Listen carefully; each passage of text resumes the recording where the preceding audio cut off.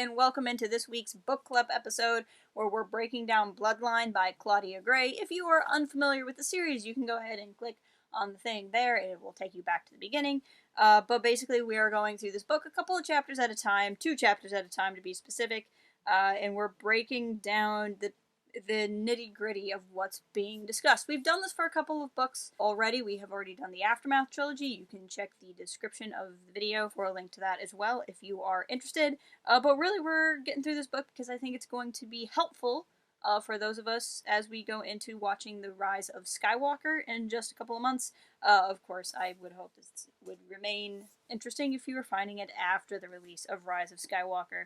This week we're talking about chapters 8 and 9. I'm really excited for these chapters. One, because we get the perspective of Casterfo for, I think, the first time in the book. We have been out of Leia's perspective for a couple of different characters, Greer and Joff specifically, but I'm pretty sure this is the first time we're reading from Casterfo's perspective, which is pretty interesting.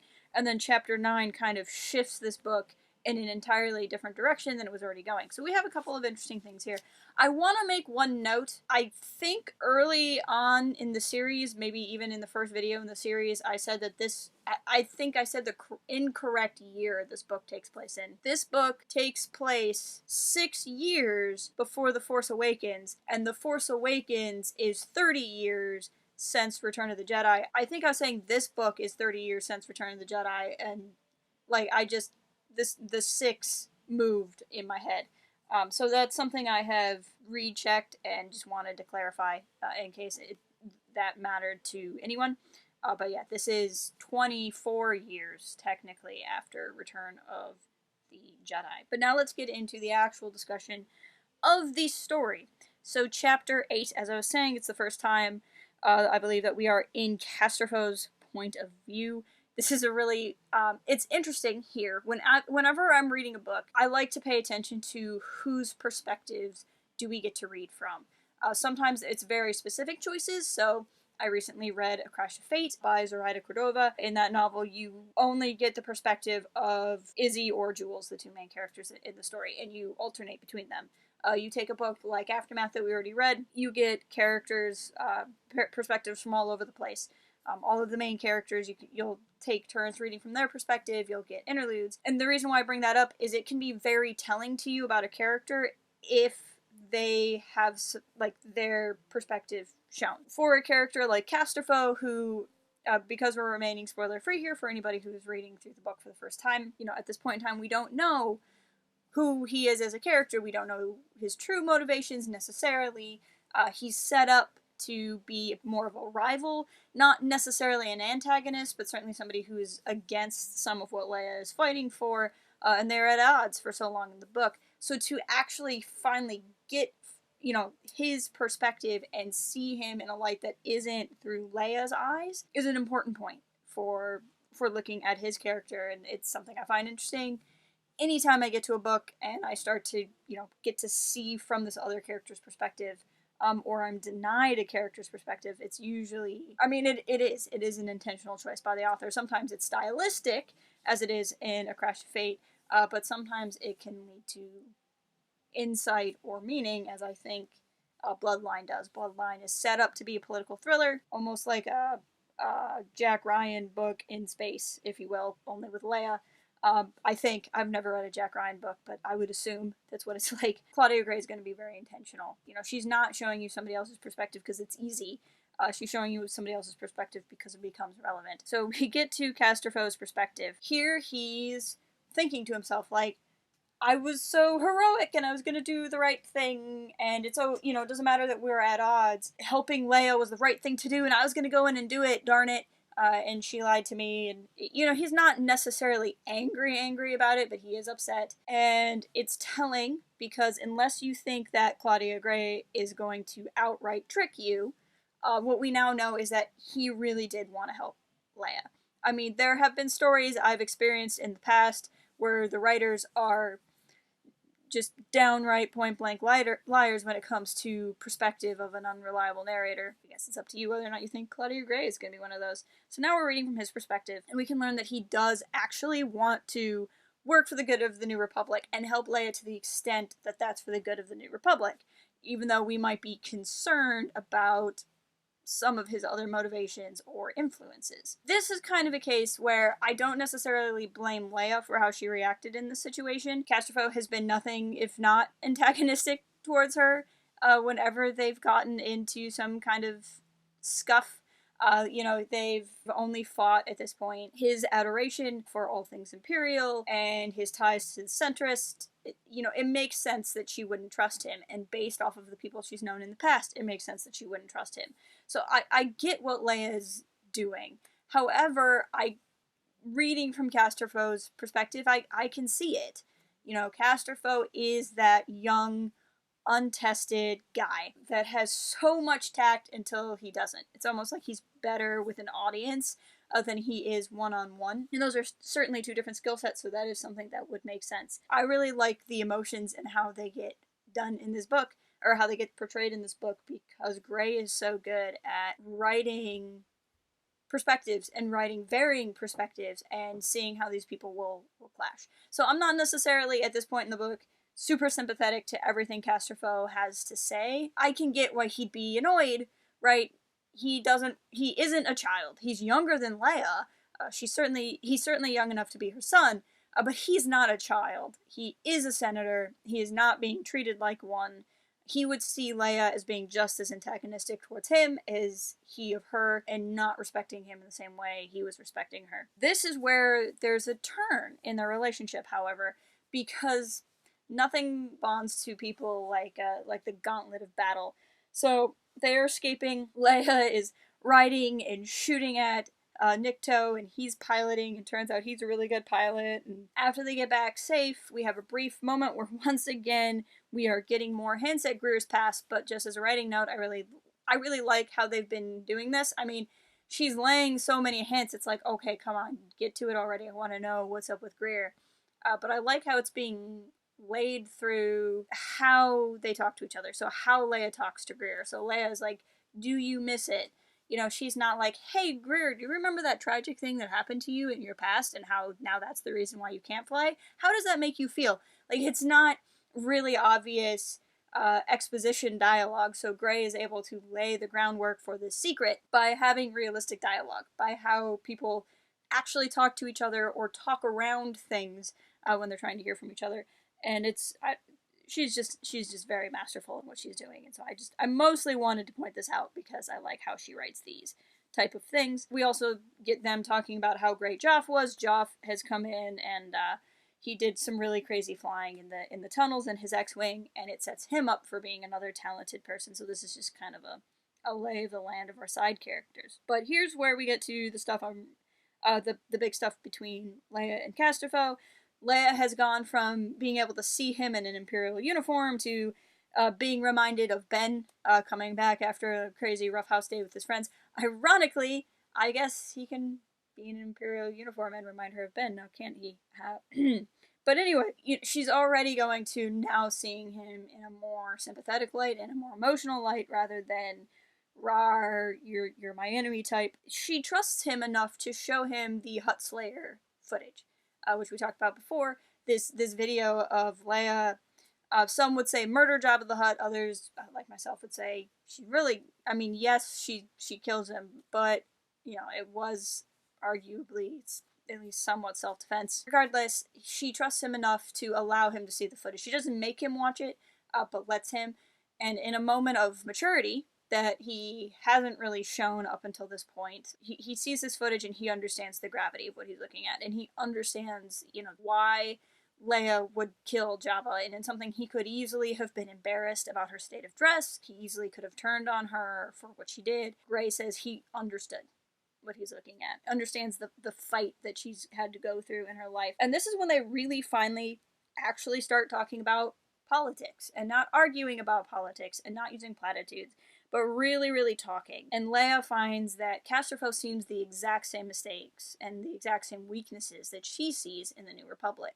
That he talks about how the populist system really only works when you have a charismatic leader that can bring people together and have them work together.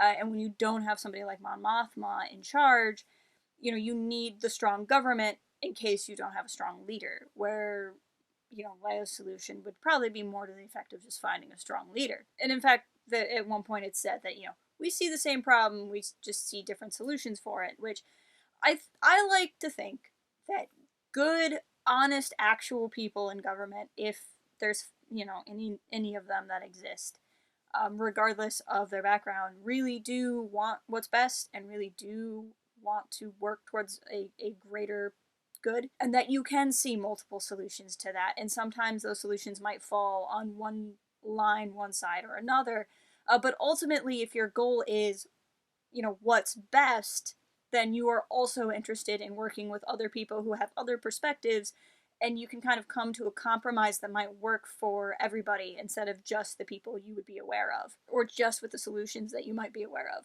The trouble comes when people might not actually want what's best, or might not be sympathetic to problems that exist or aware of problems that exist. But I think what's going on here, where Leia and Casterfo are able to talk, is they now have this foundation. They're no longer people that are just by chance thrown in together, that just have volunteered to work with each other. They now have had this moment, right? They have had a moment where they almost died together. They now have this history, albeit a short one, that they can draw from. I think that's what helps. I mentioned in a previous video how Casterfo kind of strikes me as that guy who is having his political opinions challenged for the first time and doesn't know how to respond to that articulately, has not had practice at refuting his super logical points. And with Leia, he kind of crumbles, and that's why he moves into the ad hominem. Now, because they have this base of trust, now that Leia trusts him to want to save her life, and now that he sees Leia has gone through this tough stuff, she can still fight. She's not this pampered senator, even though she used to be a soldier. She hasn't gone soft. Because they have this base level of trust, they can say these deeply personal political convictions that they have and not see their own, or not see the other person's conviction as an attack on themselves, and they can actually have a dialogue, which I think is the big problem a lot of us have now is, in discourse, at least in discourse in the West, I think it becomes this case of, if you believe the opposite thing that I do, then you must automatically be judging me and thinking I'm terrible. And maybe that is what the person's saying, because unfortunately discourse can be really rough. But that's not what the person should be saying. They just have a different perspective. They've come to things a different way. In theory, unless, really, anyway.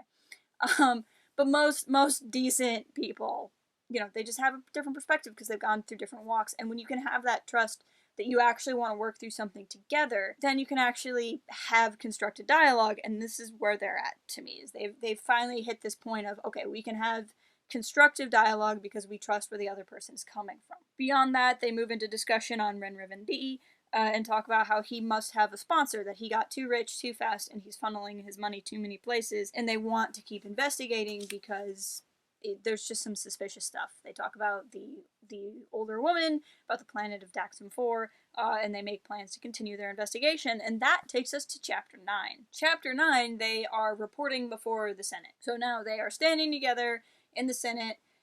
Casterfo is, again, we're getting a little bit from his perspective, he's nervous, which is not something we necessarily get from Leia's perspective. She's aware that he's worried about compensating for his youth or what have you, but really hearing from him, we hear he has his nerves, and he's so in awe of Leia and her seasonedness at doing this, that she's able to stand and kind of handle this. They speak, but they're not well received. A fight starts about whether or not they should have gone at all, about, should Leia have run off, should Casterfo have intervened, what the real problem was, and that only they're not talking about what the real problem is.